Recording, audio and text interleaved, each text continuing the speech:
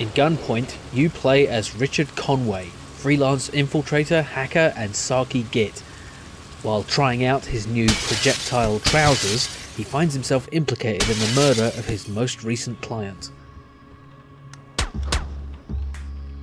The game revolves around Conway's attempts to deal with this problem and the inevitable unintended consequences of his efforts. Each level requires you to infiltrate a building and hack one or more computers. In your way are locked doors, security cameras and armed guards. There are multiple solutions which vary in their stealthiness and violence. You will receive a rating at the end of each level based on where you fall on this spectrum. Whether you want to leave the guards in pools of their own blood or simply scratching their heads in confusion is up to you. The various clients have their own preferences in this regard also. With the aforementioned projectile trousers, Conway can jump ridiculous heights with great accuracy and fall from any height without dying or even spraining an ankle. This is a lot of fun, and you can use this to get the drop on the guards and punch them to unconsciousness or death, or even knock them out of windows. You can also get a gun and shoot people. The game is actually named after the convention in many movies where people held at gunpoint won't shoot for some reason.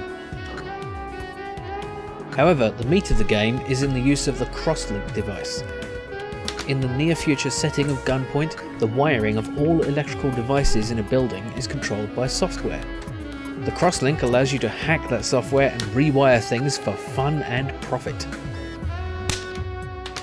This can range from a simple rewiring of a light switch to open a secure door, to complex solutions such as this.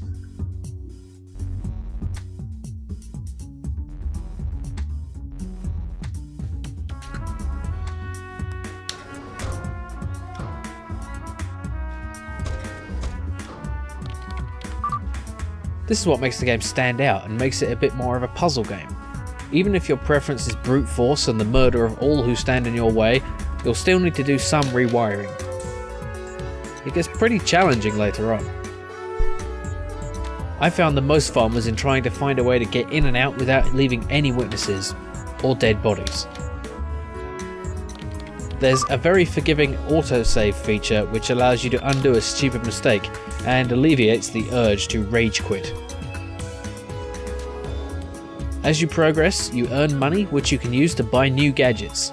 Most of these improve your stealth or hacking abilities, including the ability to electrify switches by wiring them to power sockets, or even rewire the enemy guns.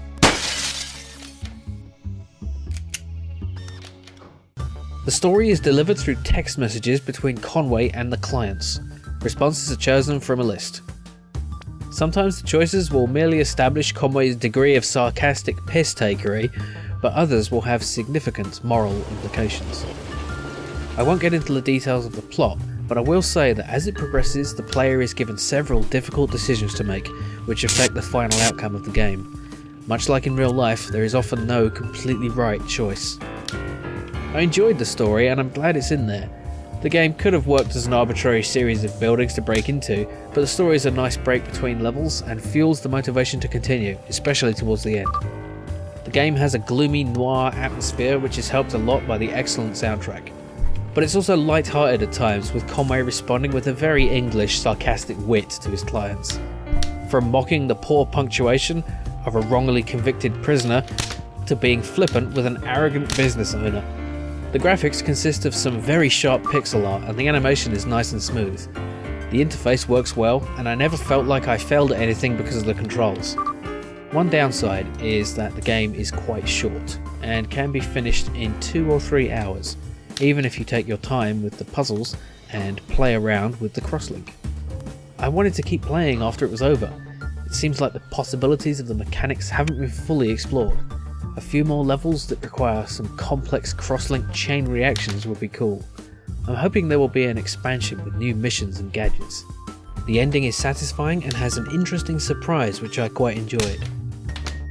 You can replay any of the missions and try to improve your score. Completing the objectives without leaving any witnesses, or doing any violence, can be much more challenging than simply flying in through plate glass windows with fully powered super trousers and repeatedly punching guards in the face. Overall, Gunpoint is a superb game and well worth a few hours of your time. You can get it on Steam or from gunpointgame.com. Thanks for watching.